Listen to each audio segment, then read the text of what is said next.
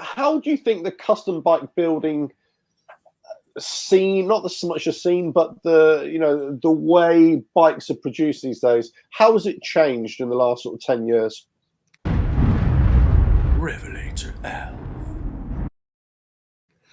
We've already talked about whether you keep in touch with any other builders, so we won't talk about that. But has it really changed since? From an industry viewpoint, it's changed completely, because the kind of ground up bike building that was rife during the discovery years has virtually disappeared.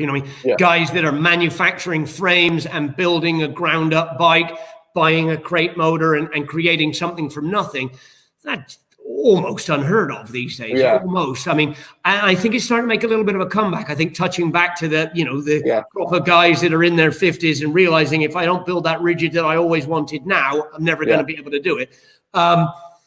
So it's much more gone in here anyway, and I'm sure the same where you are, gone into the realms of, I found a barn find pan head, and I've stripped it down, had the frame repowder coated, and sourced on eBay a set of skinny forks and what have you. That is where the true custom bike building scene has been for the last probably decade here. Now, that whole 70s retro red metal flake gold pin stripe stuff. And I say it like I'm mocking it, but I'm not. I actually think it's fantastic. And if I was a working stiff, that's exactly what I love, that whole idea of, on the back and going camping with your buddies on the weekend, you know what I mean? It's grown up scooter boy. Absolutely.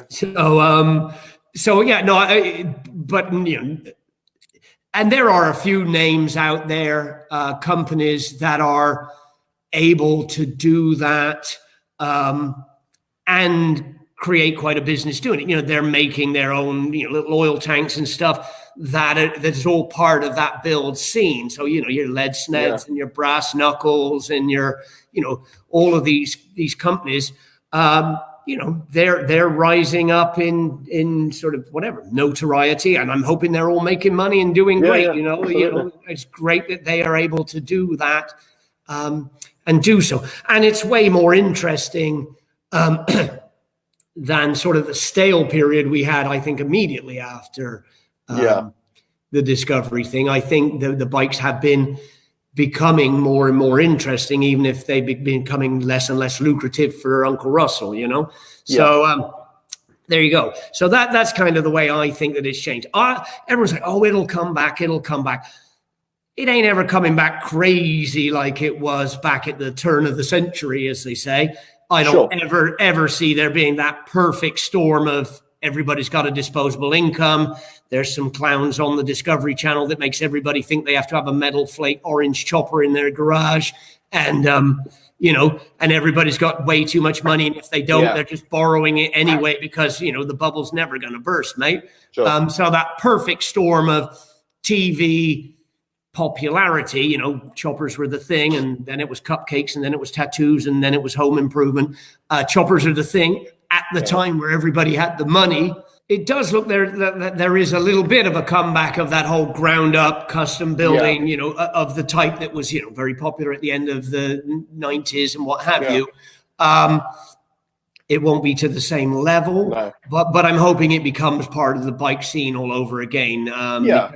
Because it's becoming very different. Every time I call a vendor, I'm worried that they're going to find out that they're out of business. You pick up the Drag Specialties or the Custom Chrome catalog, and where there used to be like pages and pages and pages of sheet metal parts to choose from, unless you're building a big wheel bagger, and we probably better not talk about those on your family friendly show. There's nothing for you. There's nothing for you. It just those days ago, there was an absolute heyday, a perfect storm. So glad to have been there and ridden on the wave and, talk about it in my wheelchair in my old age. Well, I think, if anything, you're kind of the parts that you produce, those are the ones that kind of are going to last the test of time. I think for me, what I've seen the last sort of 10, 15 years with custom bike building, there's been a much more of a fusion between bikes, merchandise, lifestyle, cool, hip factors. I don't know, whatever you want to call it. I'm too old to start talking about cool and hip, if you know what I mean. But the custom bikes that I see, or the builders I see, certainly here in the UK over the last sort of 10 years, you go to a show and they've got it all laid out, and it's, they've got t-shirts and they got, mugs, and they're doing their own little parts, and it's just like, oh, and they got all really cool stands. They've all got the the wooden crates, all stacked up, and it all looks cool, and everybody's kind of doing the similar kind of thing. Oh, they're all they're doing helmets. They're not just doing strictly bike stuff now. They're doing like helmets and all other sorts of stuff as well. And that's what I've seen. Shirts. Sorry? Plaid shirts. Yeah. Oh, God, yeah. Please, yeah. Yeah, but that's true. They've diversified into doing other things, and maybe that's the way they can survive. That's the way. Well, no, I think it absolutely is. And I think that is a reflection on the crowd that have, because the Harley crew, they're getting old, man. We know Harley's struggling and trying to bring in younger riders, and at some level there will be. But that whole Harley owners group thing, you know what I mean? They're a bunch of gray hairs who are never gonna get hip to fashion. But the guys that are building the panheads and the retro 7-inch choppers and have their grips this close together, and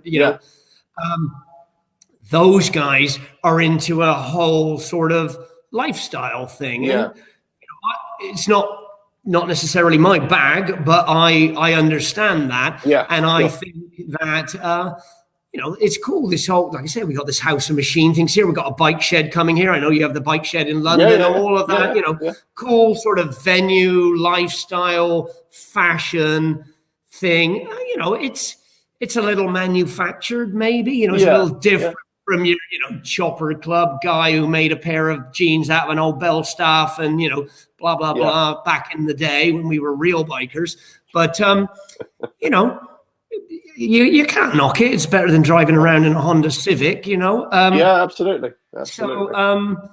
So yeah, but that is the way it is. But you can understand that. Like I say, it's got to be hard to charge the kind of money to justify the time that it takes to build those bikes. And the other thing is, they don't want to buy, your mass-produced sprocket brake kits or your billet forward controls. They want you to whittle one out of an old lamp that they found, and they want their parts to be sort of one-off vintage with a little bit of brass welded on or brazed on or what have you. So it's very much more of a, at some level, maybe one-off bike building, which there is nothing wrong with that, unless you're trying to make a living, whatsoever. But I think you're absolutely right. And I think the lifestyle thing, perhaps is necessary to create a business big enough to be sustainable. And B, it's what's expected. These people don't want to go to a crappy shed, and they want to go to a place where they can meet their mates and perhaps have sausage and eggs while they check out the new metal flake helmets and what have you. It is what it is, but it could be a lot worse. You know what I mean? It could be a lot worse.